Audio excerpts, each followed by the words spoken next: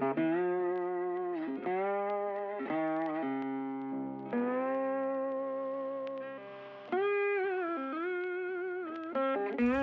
I do love cherries. These walnuts will be ready. This one is spearmint. Put little peas in there. And here's that patch of spearmint I was telling you about. Much coveted chokecherry.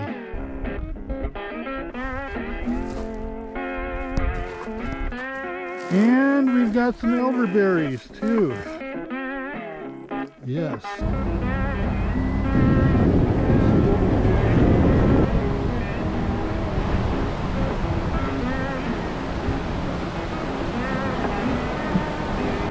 And there's a huckleberry. I came up here just to get the taste back in my mouth. Gooseberries. Thimbleberry, one of my favorites. Spruce quail. Well, that looks like a mushroom bump right there. Oh yeah, look at that. Red currants. Maybe a gooseberry. Rowan berries. And that's the utter truth.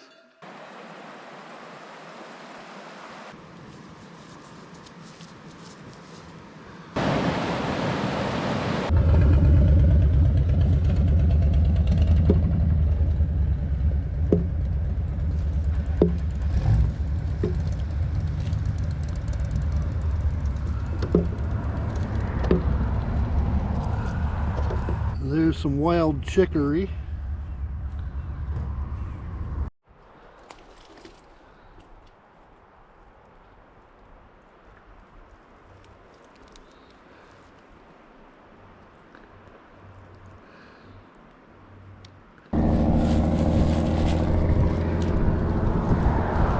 Here we have the horseweed.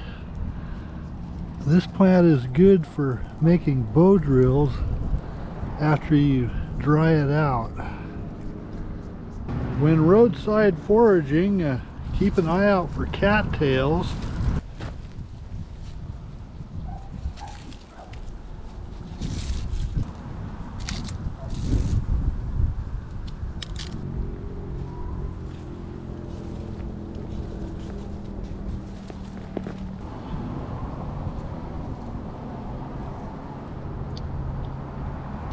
This is a mullein plant. Looks like a smaller variety than what I'm used to seeing. This plant has many medicinal uses. This larger dandelion looking ball is actually a salsify. And when you get it like this, it's in its seed form. All parts of this plant are edible. And I like to spread the seeds. This plant here is St. John's wort, and it is used to make a medicinal tea. Helps with insomnia.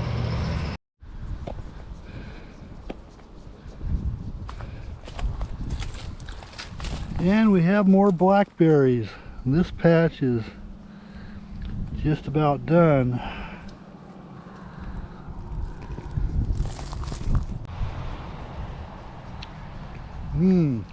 Oh, those are good. Yeah, this patch is just about, it's gonna be, these will be dried out here in another couple days. We're gonna be getting 110 degrees by Monday. This plant is called a teasel. It does have some medicinal uses, but the main commercial use for this plant is the floral industry. You'll often see these in flower arrangements at your local flower shop. This one is Queen Anne's lace, which is also known as wild carrot, but you got to be careful with this one because it's got a deadly poisonous look-alike, which is water hemlock, and this very easily could be that if you don't know exactly what you're looking for. And up here just a little bit farther, there's a cherry tree.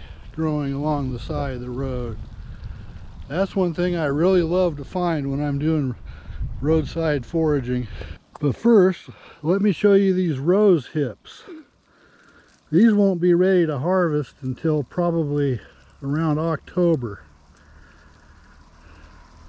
You can harvest these from October to February. And they make a really good tea. And I've also made pancake syrup with these before. These are rich in vitamin C and bioflavonoids. Okay, well, this is not the cherry tree. These are crab apples. Now, none of the animals will eat these, and these cannot be eaten the way they are because they are really, really bitter. But fortunately, you can cook these, which will cook the bitterness out of them. Crush them up and you'll get a nice sweet applesauce after you cook them. Okay, now we make it to the cherry tree. And how I do love cherries. These are just about ripe.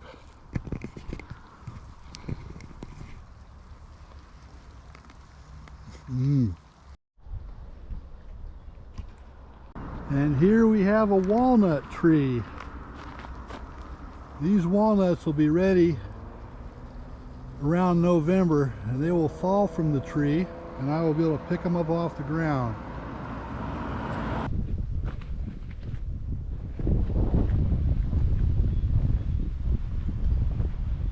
These oak trees will drop a lot of acorns too, which are a good staple food that was used by the Native Americans in this area. Don't see any acorns yet. Don't know if this one's going to put out acorns this year. This plant is wild lettuce.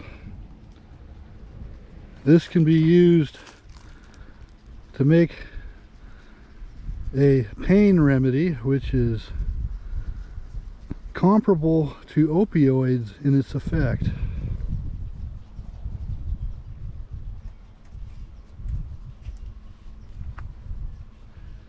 Guess they don't want those horses to be able to see what's going on. Must have a problem with them jumping fences. Okay, here is one of my favorites. This one is spearmint. Lots of bees right now on this.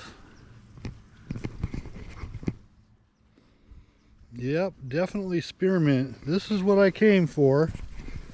There's not very many of them here, but I know where there's a more substantial patch down the road, which I am going to see if I can get a bag full. It's like candy growing on the side of the road. And here we have some apricots, or these might be just yellow plums. It looks like I'm a little too late for these. Yeah, not bad. Looks like I'm a little too late for these plums too. These plants are also St. John's wort, but they are a different species. These are more of an ornamental use. Yellow clover is another common roadside edible. I've got plenty of this in my yard. So here we have some more horseweed and horses. And a goat too. You're a cute little goat. Some more salsify seeds. We can spread these around. And these are good to eat.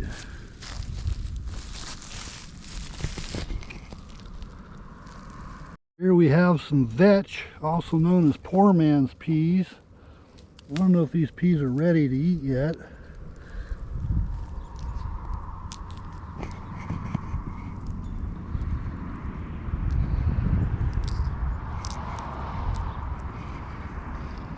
A couple little peas in there.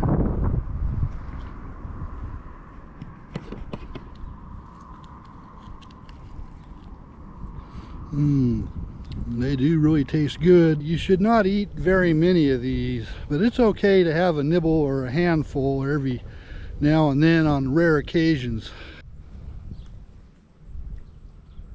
And here's that patch of spearmint I was telling you about.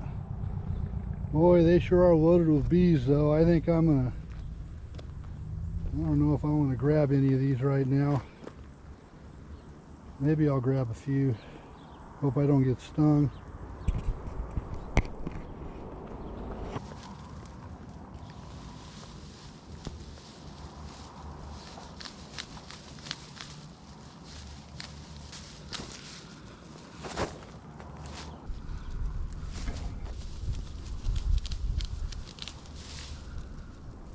Good thing I brought my buck knife.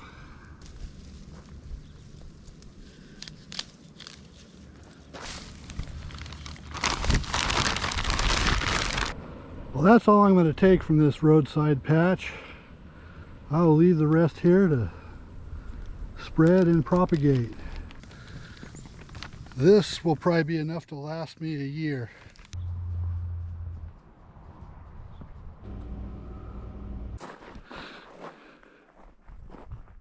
And here we have the much coveted chokecherry tree growing by the side of the road.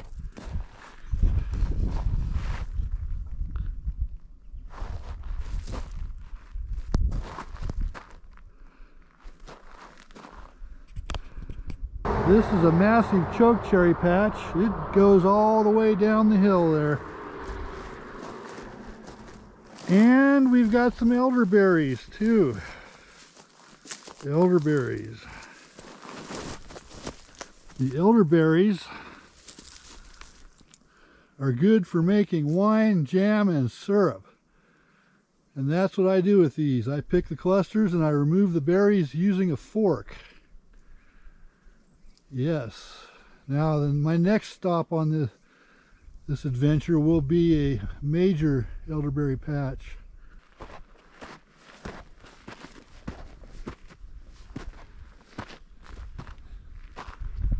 Now those are some fine looking chokecherries right there. Those are prime.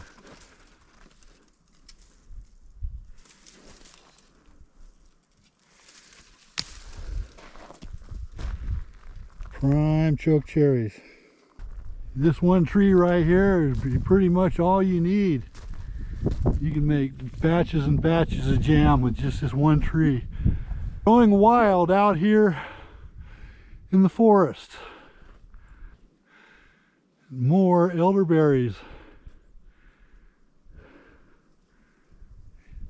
This is a really good spot to find elderberries too. Found two different types. I found these Canadian blue ones and the Mexican black ones grow here too. And we're back at the huckleberry patch, but not seeing any huckleberries yet.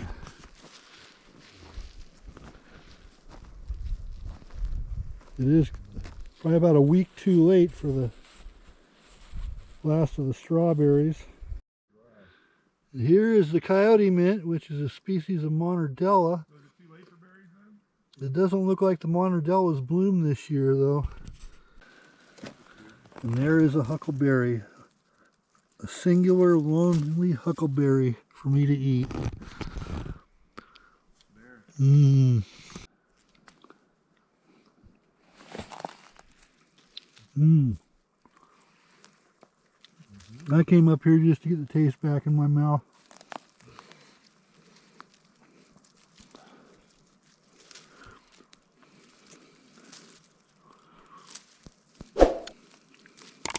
Well, that's more berries than I found here last year.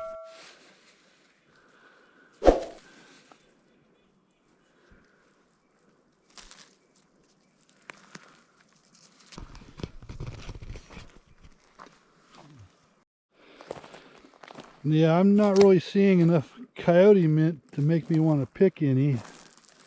So what little I do see here, I'm just going to leave alone.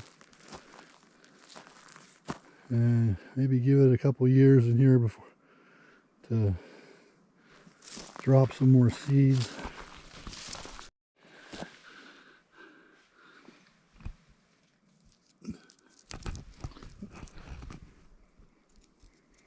Yep, that's a coyote mint.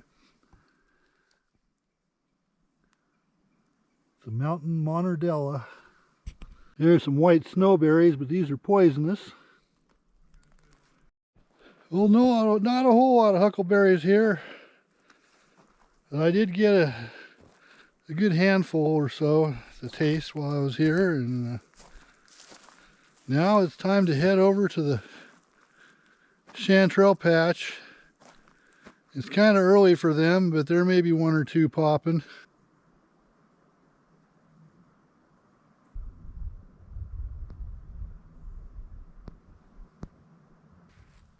This is an oxeye daisy, which is edible. You can put this right in your salad as is. Here's some yarrow.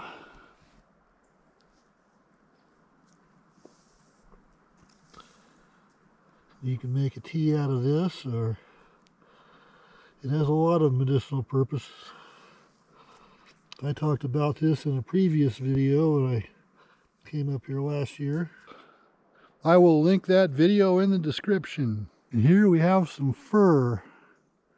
These little light colored tips are good to eat in salads. Although it's best to get them in the springtime when they are softer.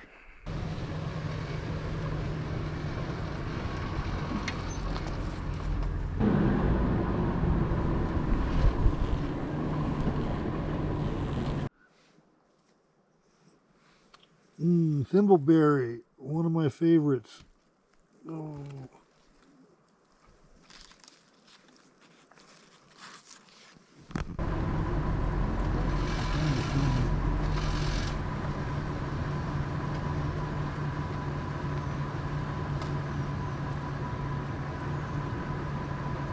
Spruce quail.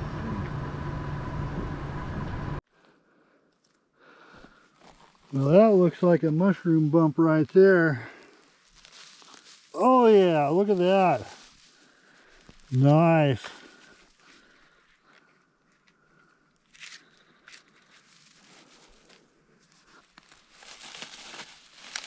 Boy, nice.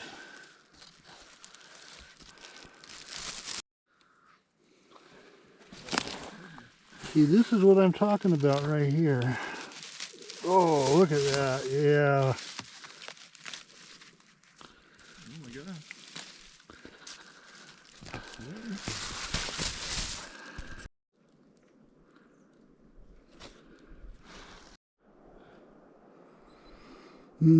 Looking forward to cooking this one up. Oh yeah. Look at that. Red currants. Those are good berries, I'm here to tell you. And closely related to the red currant, I believe this is maybe a gooseberry.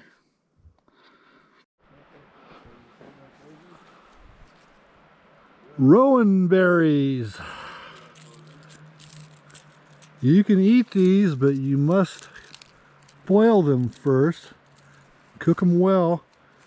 Otherwise they'll be really bitter, but once you cook them, they're tasty and you can eat them.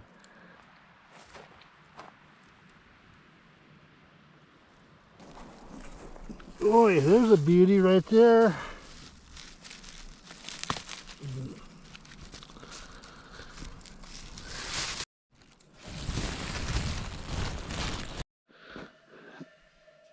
Well, it'll probably be a while before I can do a campfire video, but still in the middle of fire season.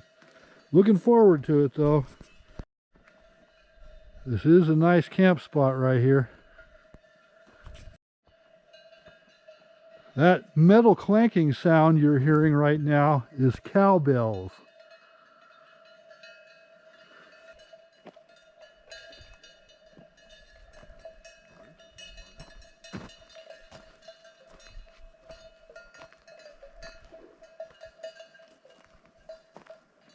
Nice pastoral scene there. And that's the utter truth.